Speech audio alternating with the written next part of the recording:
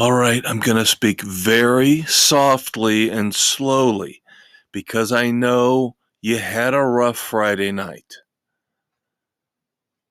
The girl you were after didn't happen. The tequila, the vodka, the 15 beers, they didn't help. And now you're paying the price. Well, get over it because it's time for your weekend hangover cure, your Saturday morning hangover cure, the weekend edition of Sports Frenzy 2.0. I am the Maestro, Kevin Crane. I am flying solo this week. The Conquistador, Dave Height, getting a well-deserved week off. So what we're going to do this week, as we nurse you through that awful hangover here on November the 4th, 2023, taping.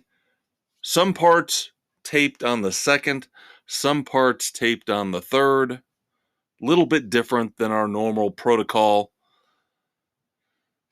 We're going to get you through, as your Uncle Dave always tells you, fry up the eggs, get the sausage and bacon going, get a couple cups of coffee in you, and get ready to fight again Saturday night. Get out there again and do it all over again. One of these times, you'll get it right. But for now, you got me, your Uncle Kev, the Maestro. Nothing else changing in terms of the structure of the weekend edition. Of course, we will start off with rock and roll, as we always do. First segment is all about music. But what I'm going to do here, especially here in the first segment, is be a little vague on some of these reviews. Number one, because I haven't had enough time to listen to all the songs that we committed to. Plus, I want to give Dave, the Conquistador, the chance to chime in, and you get the witty banner next week. We're going to throw in a couple more new songs, another album. It'll all be good. It'll be like we never, ever missed a beat. But you will get my review of the Rolling Stones' new album, Hackney Diamonds. And I was scared. I admit it, I was scared to death. Now, I liked Angry, the first release, the first single. For all of those of you my age or older, as we used to call them, singles. Angry was catchy, solid, reminiscent of that Tattoo You era of the Rolling Stones. Then we got that unbelievable, awful piece of garbage, Sweet Sounds of Heaven, with Lady Gaga just going, Sweet Sounds of Heaven! Oh my God, what an awful train wreck of a song. But let me tell you this. Like a tumor, and it is a tumor. If we could excise the tumor that is Sweet Sounds of Heaven, this would be a ridiculously good Rolling Stones album. Now, there are a couple other minor flaws towards the end. Of course, you have to have the requisite Keith Richards song. And I have liked a lot of the stuff he's done in the past in his solo career. But on a Rolling Stones album, when you've got Mick Jagger there, and I've never claimed to think that Mick Jagger is the greatest singer of all time, but give the man his due, give the man respect. It's definitely a completely different vibe, a 180 from Mick Jagger to Keith Richards. But I think the album would have been better off, number one, obviously, without Sweet Sounds of Heaven. Number 2, a better Keith Richards song than Tell Me Straight. It's really underwhelming. And again, I know he can do better. And I know he's not the greatest singer in the world, but he can do better. And then, of course, in a very fitting, kind of odd closing track, we get a cover of Muddy Waters' Rolling Stone Blues. So is that kind of a wink, wink, nudge, nudge that's the closing song for the studio career of the Rolling Stones? Of course, I've always said that Billy Joel did it right. Billy Joel on River of Dreams, his last studio album, last song, famous last words.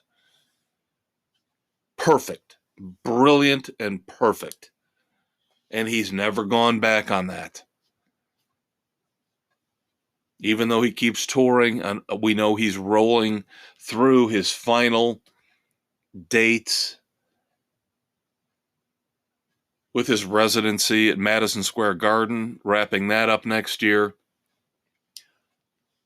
But he has never gone back on his promise that he was retiring, and he is done forever from pop, rock, that whole mess. So now is Rolling Stone Blues the way Mick Jagger and Keith Richards and Ron Wood say goodbye, considering how long it took to get this album out?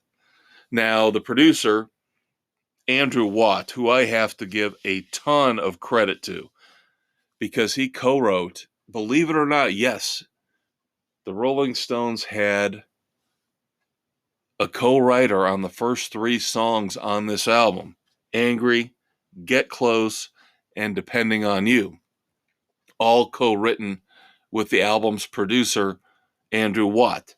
Andrew Watt came out and said, there's another album at least that we could have put out.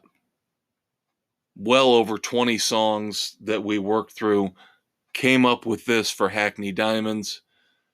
He is hoping that the Stones can somehow fine-tune these other songs and get another album out at some point, obviously a lot quicker than what we got with Hackney Diamonds. But that being said, 12 songs, if you lop off the last 3, which include the 3 I was just talking about, Tell Me Straight, Sweet Sounds of Heaven, and Rolling Stone Blues, the first 9 songs are, I'm not saying near perfect. I won't go that far. But let's say the most entertaining Rolling Stones album since the 80s. I will go there. There's not much to dislike about the first 9 songs on Hackney Diamonds. They cover all the various eras, from the disco beats to the country twang we've heard from the Stones in the past. And then, of course, the sleazy, grungy riffs. Keith and Mick playing off each other. It's just a fun. If this is their last album, I will say this is a fitting final album for the Rolling Stones. It's amazing to me they pulled this off this late in life. Again, a little help from Andrew Watt, but very, very pleased, somewhat surprised, very pleased with Hackney Diamonds. Again, despite Sweet Sounds of Heaven. Oh, I don't think I'll ever be able to get Lady Gaga's screeching out of my head. It lives in my nightmares. But again, we'll see what your Uncle Dave says next week, because we'll bring him in, get his opinion on Hackney Diamonds. I'm giving it a very strong 3 frenzies. I don't know if it'll be in the top 5 albums of the year for me. Of course, that's coming up here in a couple months. But it'll be close. Now, is that a commentary on the disappointing year in music? Or, again, the fact the Rolling Stones put forth their best effort on Hackney Diamonds? Time will tell. Of course, as you're listening to this on November the 4th, the new Jimmy Buffett album, the final Jimmy Buffett album, sad to say, is out.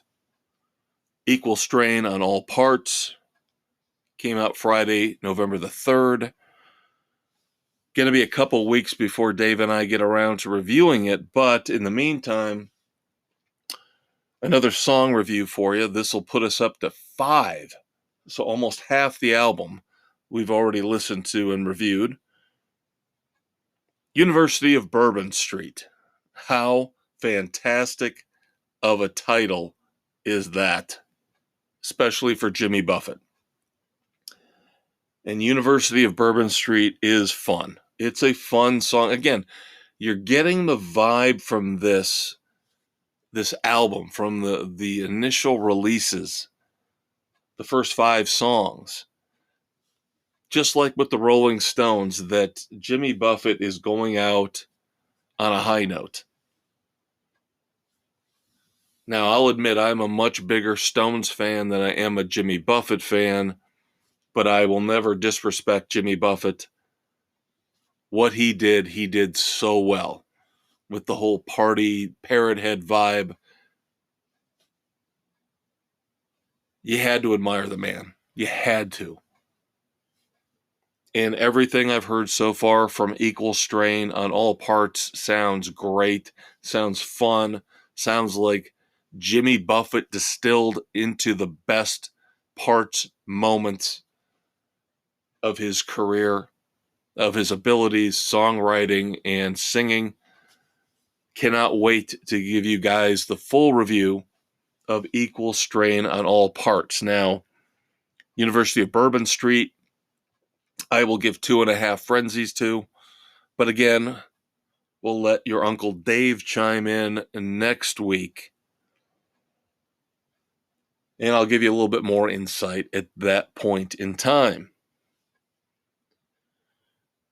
Now, of course, we reviewed Mandabala from David Lee Roth last week. And then right on the heels of that, they released The Shit That Killed Elvis. And of course, all these songs are from the John 5 sessions that are over 15 years old, supposedly tied in to some kind of a musical, a rock opera that David Lee Roth wanted to put on. And John 5 keeps coming out, just came out again recently saying, we need to get this music out there, even if we have to re-record it, do it a different way. A lot of it is down-tempo and acoustic. Now, The Shit That Killed Elvis, there are 2 versions. There is a Technicolor version that has a little bit of percussion in it, and then there is an unplugged version, which is all acoustic. Now, this song is so much better than Mandabala. This is more of what you would expect from solo David Lee Roth, with the sly, witty lyrics. It's catchy. It's very good. I will give The Shit That Killed Elvis a strong 2.5 frenzies. Once again, we will wait for a final review till next week when we bring your Uncle Dave, the Conquistador Dave Hyde, in. Now, the one song we're going to back off on, that we promised this week that we're going to back off on because I personally haven't had enough time to listen to this one, is the new Green Day song, The American Dream Is Killing Me. Of course, they just announced the dates for their stadium tour, outdoor baseball, football arena tour with Smashing Pumpkins and Rancid. And we will also try to fit in the second single already off their new album coming out in 2024. That would be Saviors. Just released Look Ma, No Brains. So maybe your Uncle Dave and I will be able to pull off a double shot when it comes to Green Day. 2 new songs, The American Dream Is Killing Me and Look Ma, No Brains. I will tell you, I have listened to both of them. Not enough, again, to give you a solid review, but so far not impressed. It sounds like standard, generic Green Day. And no, I'm not letting my hatred for Billy Joe Armstrong color my opinion. Now, of course, we'll see if I can get Dave to review the new Beatles, the final Beatles song, all over the place as I tape today on November the 2nd. Now and Then, again, the quote-unquote final song from the Beatles. We'll have that for you next week on the weekend edition of Sports Frenzy, hopefully, maybe. And then we're also going to try to fit in new solo stuff. We've talked about it from Mick Mars of Motley Crue, of course, a very bitter, acrimonious split between Vince Neil, Nikki Sixx, Tommy Lee, and, of course, Mick Mars. John Five, who we just talked about with David Lee Roth, is now the new guitarist for Motley Crue. So Mick Mars out on his own. First solo single, Loyal to the Lie. Another song we'll try to fit in for you next week. Going to do our best. Now, the one other song that I want to review before we wrap up segment 1 here with music is we kind of consider them our house band now. Now, initially it was The Offspring. And of course, when I refer to house band, I mean a band that we just personally love. We don't care if you like them or not. Now, with The Offspring, it was because we used their song Come Out and Play as our theme song on cable access television, public access, way back in the early 90s. Before, of course, all the clampdowns on copyright restrictions came into play with YouTube and all the streaming services, we were able to somehow get away with using Come Out and Play as our theme song over our opening credits. So they were considered back then our house band. And again, you know how exciting it was for us if you'd listened a couple months ago when we finally, for the first time, got to see The Offspring live all these years later. Well, now the Black Moods, after seeing them open for Roger Clyne and the Peacemakers, they're kind of like our house band now.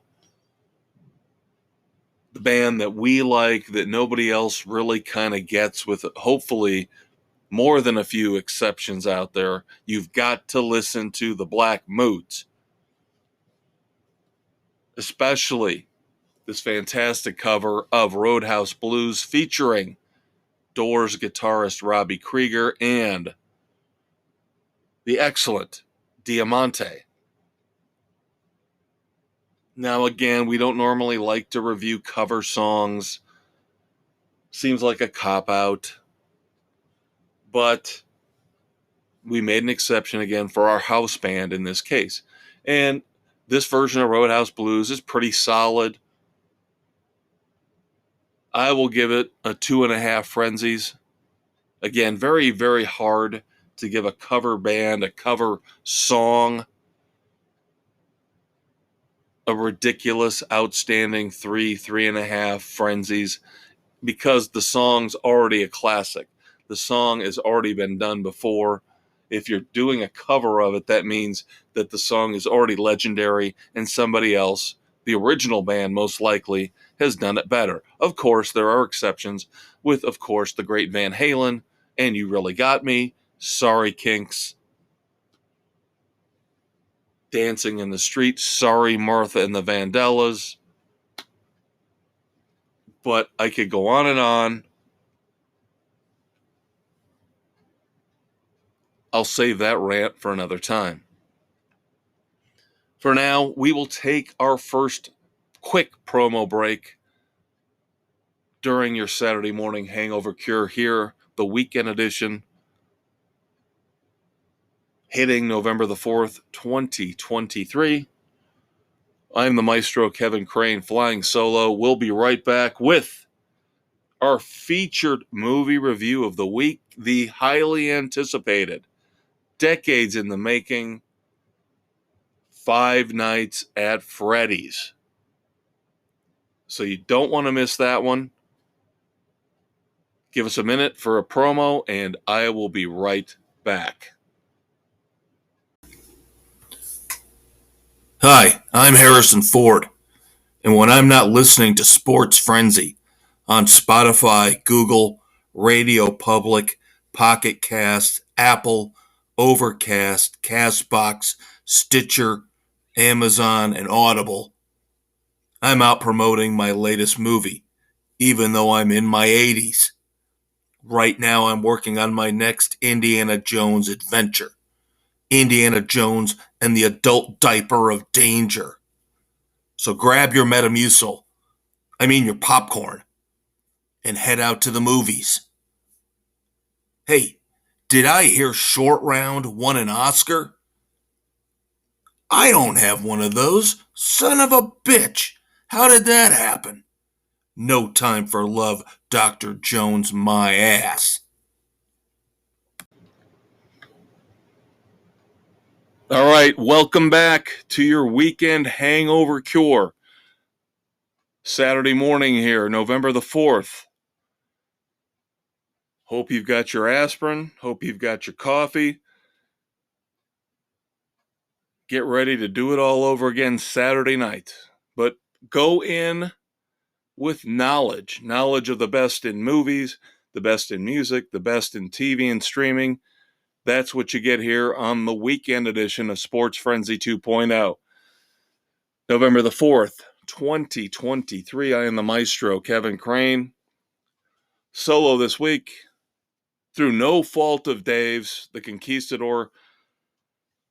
I told him I needed a week off to be able to kind of do this scattershot at different times. Didn't want to run like we normally do in our weekly taping, run almost an all-nighter to get this stuff out for you guys. That's how devoted we are to get you the weekend edition, and not only the weekend edition, but of course the sports edition dropping every Thursday morning. And where, you might ask, can you find the weekend edition as well as the sports edition of Sports Frenzy 2.0? Well, you can find them on Spotify, Google, Radio Public, Pocket Casts, Apple, Overcast, Castbox, Amazon Music, Audible, and iHeartRadio.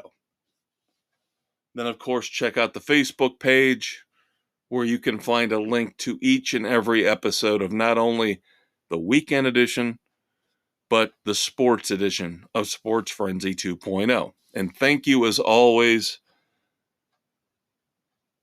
I think the Conquistador would wholeheartedly agree with me. Thank you so much for everybody out there listening to us. We've been doing this now for a couple years, and we love it. Again, we've done this on YouTube. We have done this on public access television back in the 90s. Sports Frenzy has been around for 30 plus years. Yes, believe it or not, that's how devoted Dave and I are to this cause. Politically incorrect commentary on movies, TV and streaming, music, and then, of course, sports in our other weekly episode. Let us get into movies. And of course, the big review is last weekend's release on Peacock and in movie theaters. I guess you can make it work with this whole day and date thing. It didn't seem to work all that well for Warner Brothers during the pandemic. They had the whole year where they released all of their big theatrical hits, their tent poles. If you remember the last Matrix movie, among many others, released day and date in theaters and on HBO Max. Yes, back then it was HBO Max just a short while ago. And everybody said, no, you can see how this is eating into the profits. The movies aren't making enough money in the theaters. The streaming services are leeching off of the ticket sales. And it made sense. Dune was another one, of course, that seemed to suffer because it was released day and date on HBO Max when it went into the movie theaters. So you never had a huge, big breakout hit with any of these movies. Now, Peacock, Universal, NBC, of course, that conglomerate had a little bit better luck with Halloween. But even as they rode through this latest trilogy throughout the pandemic and beyond, they had diminishing returns to the point by the time they got to Halloween Ends, the returns weren't that good. But something funny happened here this past weekend. Five Nights at Freddy's, which has been through development hell for at least a decade, if not longer. Of course, popular video game. They've been trying to get this up and running, been trying to get it going. Finally, of course, the horror mega studio, Blumhouse just runs the horror business right now. Anything that's attached to the Blumhouse label ends up being a hit. Blumhouse runs the horror biz right now. And of course, the horror biz is very good. Those movies are doing very well. They're pulled in at a low budget. So the profit margins are fantastic compared to the catastrophes we've seen here lately with superhero movies from both DC and Marvel. So we get Five Nights at Freddy's, which goes day and date. Again, a very shocking strategy by NBC Universal. So last Friday, Five Nights at Freddy's hits the theaters and hits Peacock. Well, Five Nights at Freddy's is doing unbelievable business at the box office. Estimates are by the time the second weekend is done, it will be at 125 million domestic gross. That's ridiculously good for a horror movie. So you figure by the time it's all said and done, its theatrical run, it'll be at least over 150 million. A success, a resounding success. And the thing is, it was also a resounding success on Peacock. So NBC Universal hits a home run, bringing people into the theaters and getting people to watch at home. This is how you make this hybrid model work. And I still think the whole reason the Warner Brothers experiment failed was because people were still skittish after COVID. And some of the movies just weren't that damn good. Well, okay, then explain to me how Five Nights at Freddy's worked, because I watched it on Peacock and I thought it was boring, boring, boring. I am very critical of horror films. I hated Smile. Did not like Winnie the Pooh, Blood and Honey. And I did not like Five Nights at Freddy's. I don't understand the appeal. I just don't. Now, those of you who played the video game, you probably know the plot. I still don't want to spoil it for anybody. And again, as I discussed in the last segment with music, I'm going to let the Conquistador chime in next week on some of these reviews. We want to get his 2 cents in, of course. But what is the appeal of this? Number one, it's a PG-13 horror movie. And I'm sorry, a PG-13 horror movie has got an uphill battle to begin with, because you can't show a lot of blood and guts. You can't curse. You can't swear. So what kind of intensity are we bringing to the table with a PG-13 horror movie? And it definitely shows here with Five Nights at Freddy's. This is not scary. This is not intense. It's a silly, ridiculous premise that makes no sense whatsoever. Now, see, my initial thought was Five Nights at Freddy's was supposed to be about, and again, I didn't play the video game, so I'm just giving you an outsider's perspective on this.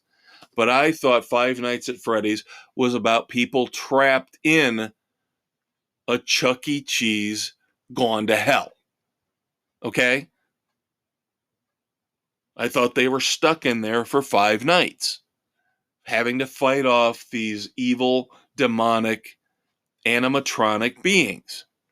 To me, that sounds a lot more creepy than what we get here. Where basically we get people set up almost as human sacrifices. Oh, here, why don't you go work security at this old abandoned pizza place for kids? A real easy gig. Doesn't pay a lot, but real easy. All you got to do is make sure nobody breaks in and messes the place up. And of course, time after time after time, anybody that steps foot in the place ends up getting killed. Until, of course, we find out the quote-unquote secret of what's going on behind the scenes with the animatronic killers, the killer robots, the killer characters in Five Nights at Freddy's. I'm sorry, this was a huge, huge letdown for me. I expected so much more from this movie based on the hype, the geek love for the video game, and the anticipation that had built up as everybody waited for 10, 15 years for a proper and true adaptation to hit the big screen. I am amazed this movie is doing as well as it is. Maybe I shouldn't be. Maybe I shouldn't be. Because it seems like people sometimes just go see the lowest common denominator when it comes to movies. I can't give Five Nights at Freddy's anything better than a weak 1.5 frenzies. Not recommending it at all. Just did not like it. Again, be interested to see what your Uncle Dave thinks about it. I have a feeling he's not going to be all that much more hyped up for it than I was. Not sure what we're going to review next week in terms of movies. I have a couple ideas, but I don't think they're going to jibe necessarily with what the Conquistador might watch. So hopefully we'll have a couple more reviews, differing reviews for you next week. But of course, he again will chime in on his take on Five Nights at Freddy's. Couple trailers we will look at next week. Couple highly anticipated trailers for movies coming out in 2024, despite the fact that the strike is still causing chaos with release dates for both movies and TV shows. We'll have some news when it comes to the TV and streaming segment about that. But for now, it looks like The Fall Guy is still coming out when it was slated to come out. And the trailer is now out, and it looks phenomenal. I'm a huge Ryan Gosling fan. I'm forgiving him for Barbie. But given the fact that he starred in two of my favorite movies of all time, Drive and The Nice Guys, he gets a pass, and The Fall Guy looks ridiculously good. I don't know how much of a resemblance, what kind of connections it's really got to the old Lee Majors TV show, but I don't care. It just looks awesome. And then, of course, the latest in the Planet of the Apes saga, which these movies have been great. I mean, great. Ever since they rebooted this series, the latest, Kingdom of the Planet of the Apes, that trailer is out as well. So we will review both those trailers for you next week on the weekend edition of Sports Frenzy 2.0. Couple little tidbits, news and notes here to wrap up segment 2 on the weekend edition. This is one that I had for Dave because he's a big Highlander guy. And I don't remember if we talked about this in the past, but getting confirmation that Henry Cavill, of course, was the star of The Witcher on Netflix, screwed over by DC when it came to coming back as Superman. Henry Cavill will star in a reboot of Highlander, directed by Chad Stahelski, of course, from John Wick. Very intriguing little tandem there. Great lead actor, great director for a reboot of Highlander. And then, just kind of a fun final note to wrap up our movie segment.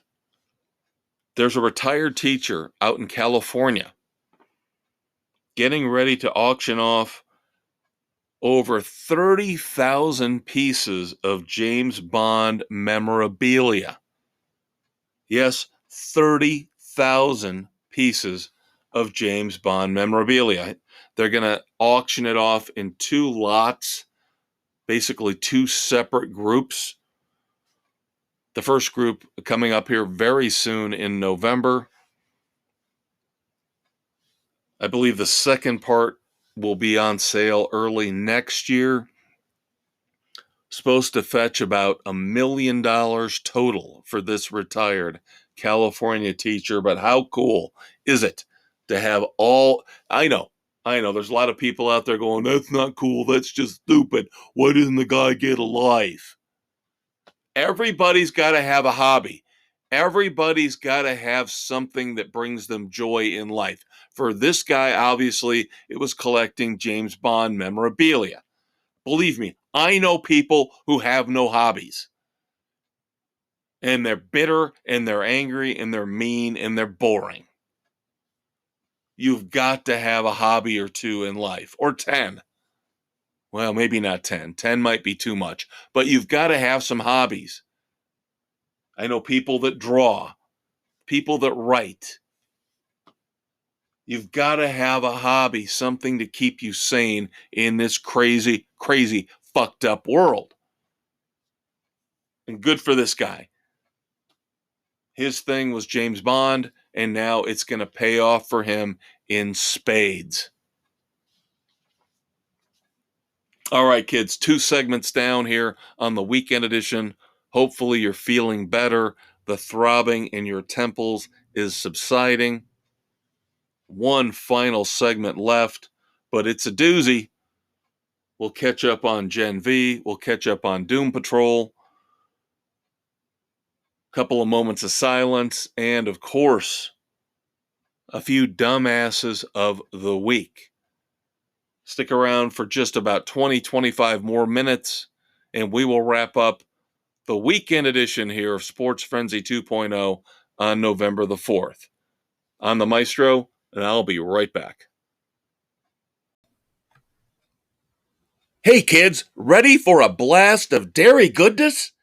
Pick up Sports Frenzy 2.0 milk at your local grocery store. Remember, when you drink Sports Frenzy 2.0 milk, you're not only enjoying a healthy treat, you're helping to locate missing sports heroes of the past and present. Our cartons and jugs feature pictures of Peng Shui, Ryan Leaf, and Sammy Sosa as we do our part to find the lost icons of the last 30 years. And don't forget our special weekend edition chocolate milk containers, available on Spotify, Google, Radio Public, Pocket Casts, and wherever you listen to your favorite podcasts, because they feature celebrities like Lindsay Lohan, Helen Hunt, and Jean-Claude Van Damme. Pick up a gallon today.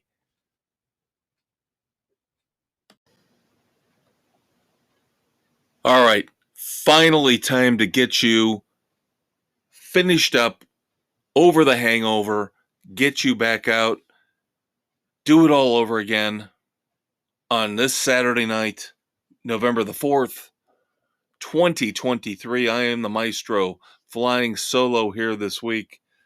Your Uncle Dave, the Conquistador Dave Height, will return next week. But for now, you're stuck with me. 1 more segment to go. TV and streaming, of course. Moments of silence, and the dumbasses of the week. Not going to go into a lot of detail as we look at Gen V. As you're listening to this, the final episode of Season 1, 8 episodes, has dropped. I have not had a chance to watch it yet. I'm almost through episode 7. I'll say it's growing on me, but it's still not the be-all, end-all. It's not as good as The Boys. It is not the greatest show in the world. It's entertaining. It's got a lot of the politically incorrect vibe that makes The Boys great, but I'll watch season 2. Of course, we told you last week, I believe, that Gen V has been renewed for season 2. Why wouldn't it? It'll probably go the way of The Walking Dead. We'll get spin-off after spin-off after spin-off after spin-off, and they'll kill the entire series off. Yellowstone doing the same thing. And again, ridiculous. Ridiculous. A little bit of a news tidbit for you here. Yellowstone, Season 5, Part 2. Of course, you know how much I hate this whole split seasons up. Not just over Christmas break like it used to be back in the old days. Back when I was a youngster. Back in the old days where you had 23, 24, 26 episode seasons of your favorite shows on network TV. They would take off basically from right after Thanksgiving through the new year and then start right up again. No, now we got to do these long breaks. Season 5, part 1, season 5, part 2. Well, guess what, kids? Because of, I'm sure part of it's got to do with the ongoing hostility between the producers of Yellowstone and Kevin Costner, and the actor strike and the writer strike, which has settled. Part 2 of the final season of Yellowstone, season 5, has been pushed back a full year. So now, November of 2024 is when we can expect the final episodes of Yellowstone. Are you going to really remember what happened in the first part of season 5? No, you're going to have to go back and rewatch it. This is idiotic. This is idiotic.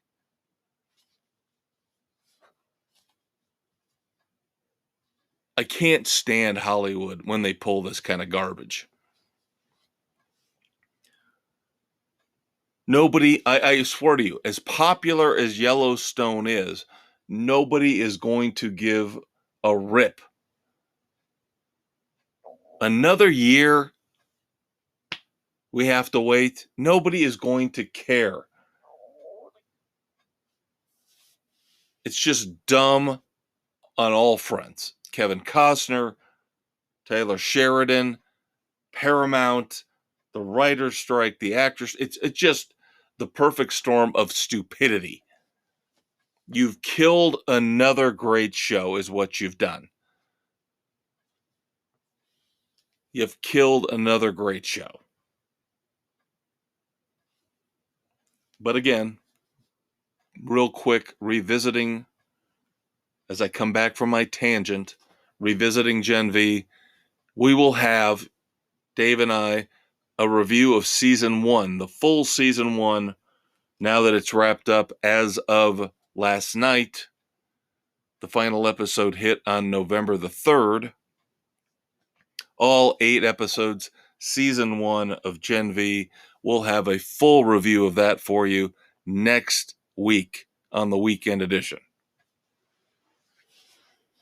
Of course, we're getting to the point where the week after that, we're going to have to wrap up Doom Patrol. As we tape here, we're through 10 episodes. Episode 11 dropping 2 days ago, November the 2nd. I wanted to say the 1st, but it's the 2nd. I got to remember, every Thursday with Doom Patrol, every Friday with Gen V. You guys who are addicted to streaming, you guys know what I'm doing here. I'm trying to figure out when new episodes drop. So, episode 11 of Doom Patrol is out. Episode 12 will be next Thursday. Then, 2 weeks from today, on the weekend edition, we will have our wrap up of the final episodes, the final half season, season 4 of Doom Patrol on Max. I'm still not overly impressed with what they're doing with season 4. The whole Immortus thing isn't doing much for me. They're all aging, and I get that. They've lost their longevity, and we keep getting reminded of that each and every episode multiple times. But now we find out that Immortus has a skin tag. Yes. Can't believe I'm saying it. Has a skin tag on the back of her neck. At least her neck in terms of the human form that Immortus has taken. That might hold the key to giving the Doom Patrol back their longevity. Now, the one interesting storyline that they've been following here is how do the members of the Doom Patrol handle their aging? Or how do they handle the changes in their lives?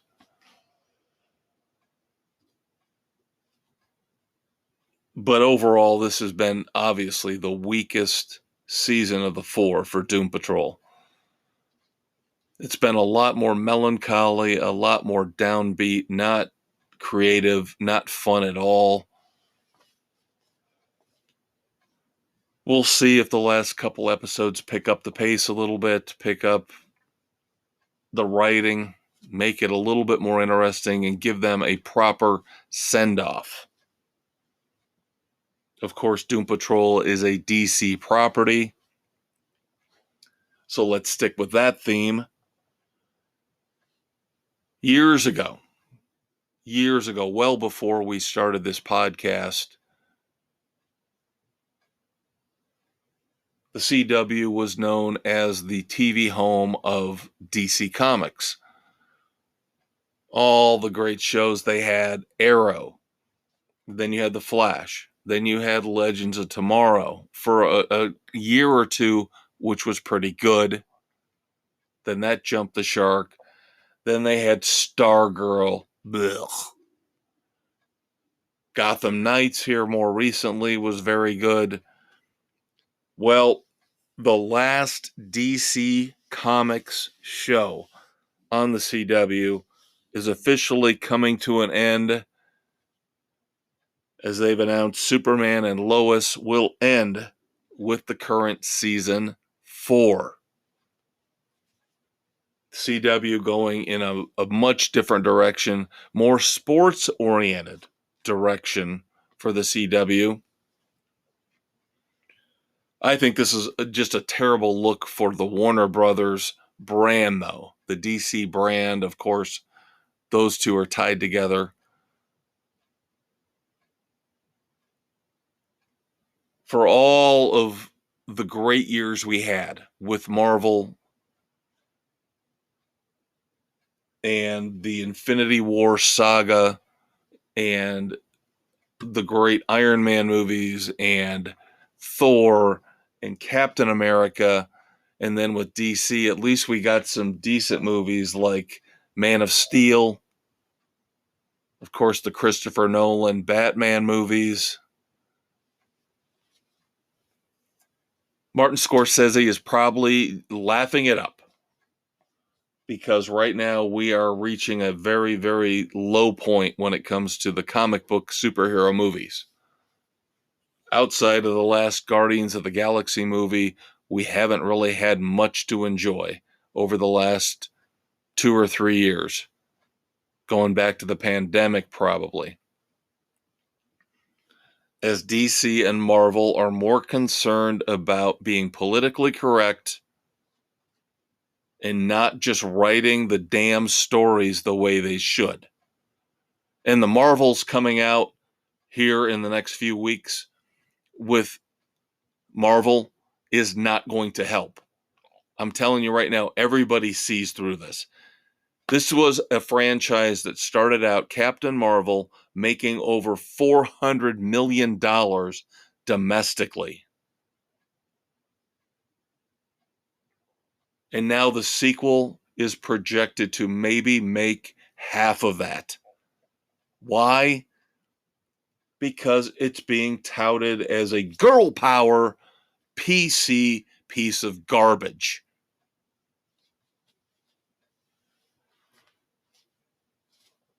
And DC's going through the same stuff with a lot of their movies. Shazam 2, Fury of the Gods was an abject failure because people saw Shazam 1 and realized, oh, this is awful. This is not the DC version of Captain Marvel at his best and brightest, like we saw in the cheesy yet awesome 70s Saturday morning show. There is still a great Shazam movie waiting out there to be made. And maybe 10, 20 years down the road, they'll reboot it and somebody will make it. Just keep Zach Levy the fuck away from it with his rubber suit, with his fake muscles. Please.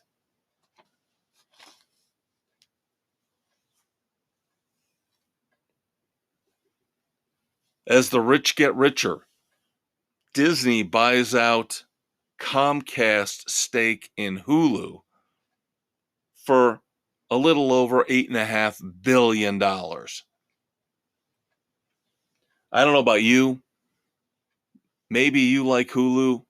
If it wasn't for the fact that they've got Moonlighting on now, I couldn't give two rip shits about Hulu.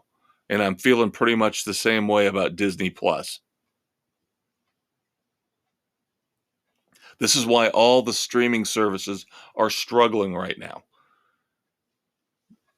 No content, and the new content that they do put out is garbage. Speaking of it, garbage. I don't know. I haven't seen the movie yet. It's got to be better than the fourth Indiana Jones movie, but the fifth Indiana Jones movie, Indiana Jones and the Dial of Destiny, will hit Disney Plus on December the 1st. I won't be watching it. I do not want anything to do, as I just said, with Hulu or Disney Plus. For what they charge, no thanks. Not worth it. Even though I have watched, I'll admit, I'm on the end of a special deal with Hulu. So I've got it for another month. I have watched a little bit of Moonlighting. Of course, the classic show that launched the career of Bruce Willis. Bruce Willis and Sybil Shepherd. That show is awesome. But I'm not keeping Hulu just so I can watch old episodes of Moonlighting. Tempting as it is. All right, let's move on to moments of silence, of course. The big moment of silence this week is for Matthew Perry, who played Chandler Bing on the all-time classic sitcom Friends.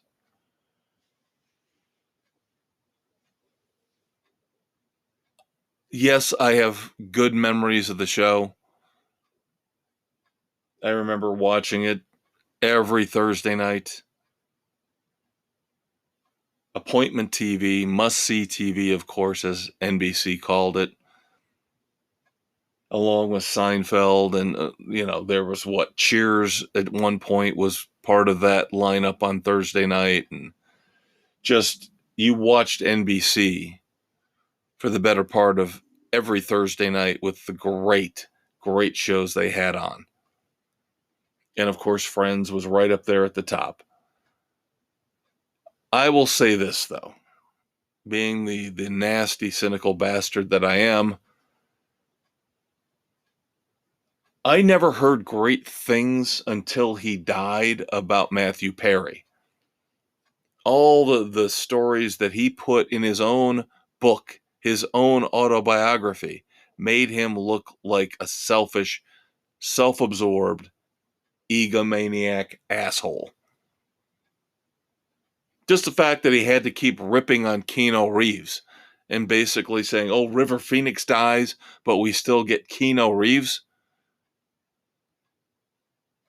This is a person I'm supposed to mourn. This is a person I'm supposed to feel sorry for.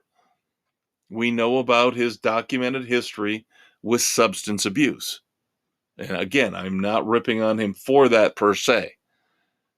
But if you take it as part of the overall picture, I don't care about all the well wishes and all the wonderful stories the cast of Friends want to pass along. And Hank Azaria wants to say that Matthew Perry got him sober.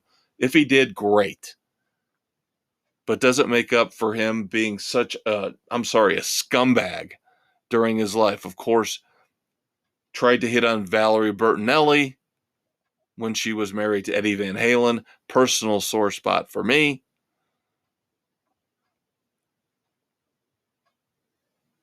We still don't really know the cause of death outside of drowning in a hot tub. We don't know if there was a cardiac arrest involved. We don't know if drugs or alcohol were involved. First reports are no, he was still sober and clean. I hope so. And of course, nobody wishes death on anyone, but let's pump the brakes on praising Matthew Perry like he was a saint.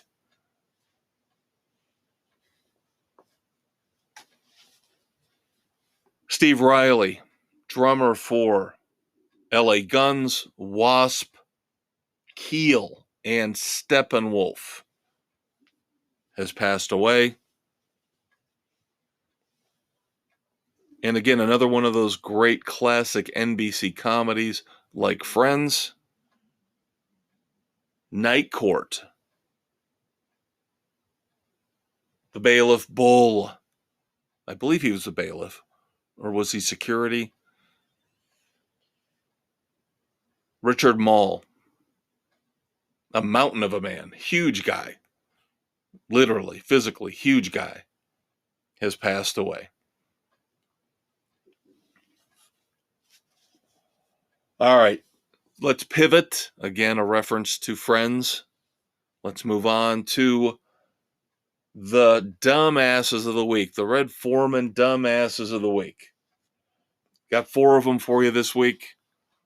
You be the judge. Since Dave isn't here to play dumbass or not, you guys be the judge. Am I overreaching, or am I correct in calling these 4 people, organizations, dumbasses? First up, there is a group out there that is calling on Netflix and Prime Video to add disclaimers to certain films saying that just because the villains in the movies are disfigured and scarred doesn't mean that all people who are disfigured and scarred are bad people. I might be paraphrasing a little bit, but not much. Not much. And of course, this group points out Darth Vader and Scar from The Lion King. Stereotype. Bad, evil stereotype that people who are scarred and disfigured are bad people and villains. Stop it! For the love of God, get over it and move on and do something else with your life. This overreactionary bullshit we deal with in society each and every day. Thin-skinned pussies who can't move on with their lives. Nobody is saying that everybody who's scarred is a villain, who is a megalomaniac who wants to kill Batman or Luke Skywalker and wants to rule the fucking world. Get a better purpose in your life. Help out the homeless. Work in a soup kitchen. Do something other than this idiocy. This is the kind of crap that infuriates me, if you couldn't tell. These losers need to move on with their lives. Find another purpose. This is not a purpose. This is wasting all of our times. This is called censorship. Label this, label that. Put warnings on this, put warnings on that. This is censorship at its worst. Shut up, move on with your lives. If the villain in a movie has a scar on his face or her face, so the fuck what? This is akin to, we can't have any villains who are minorities anymore. If we have a black villain, that's racist. If we have a Hispanic villain, that's racist. Shut the fuck up and move on. Every creed, color, religion, race of people, white, black, Christian, Jewish, scarred, whatever, good people, bad people. We all know it. We're not that stupid, okay? We don't need to put disclaimers on our movies saying that please note that because this person has a facial disfigurement, they're not really necessarily a bad person. Shut up. You're a dumbass. Your group is a bunch of dumbasses. Now, I just mentioned Matthew Perry, and I was not very kind in terms of saying, let's not look back through these rose-colored glasses at Matthew Perry. But I did not nearly go as far, nor would I, as Saturday Night Live alum Kevin Brennan, who said things like on social media after the news was posted about Matthew Perry drowning in a hot tub. First up, drowned in a hot tub? Ha ha ha ha ha ha! And then paraphrasing here a little bit, but nothing wrong with one more drowned junkie.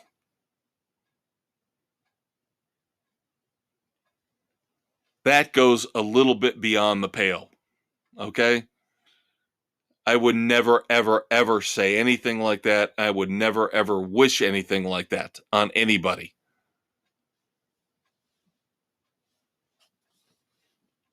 Whereas I say, let's not treat Matthew Perry in his passing like a saint.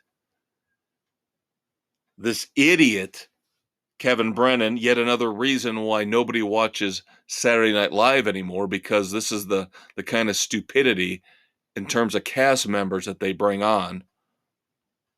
Yeah, don't get me started again on Pete Davidson.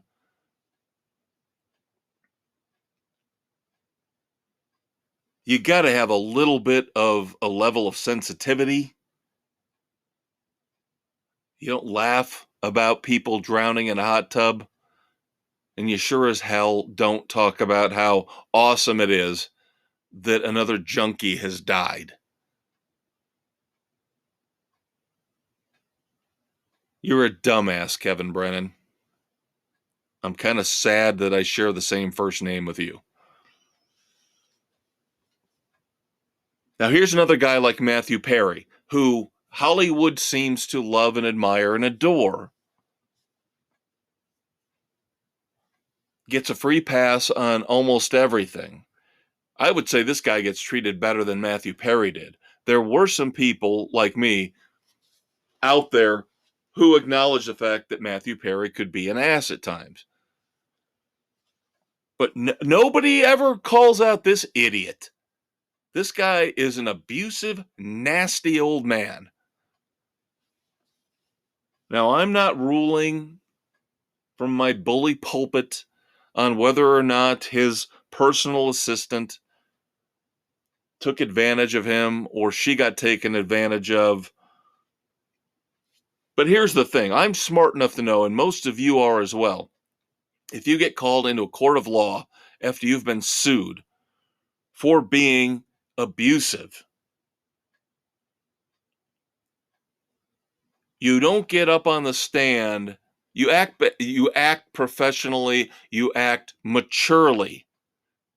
Because in the end, what you want to do is make sure that the damage is minimized and the problem goes away and you're exonerated when the truth comes out. Correct? Well, Robert De Niro, God, I hate this guy. No wonder him and Martin Scorsese get along so well. Martin Scorsese wants to tell everybody what movies to watch. And Robert De Niro is just a flat out asshole. Again, he is involved in a high profile lawsuit with his former personal assistant.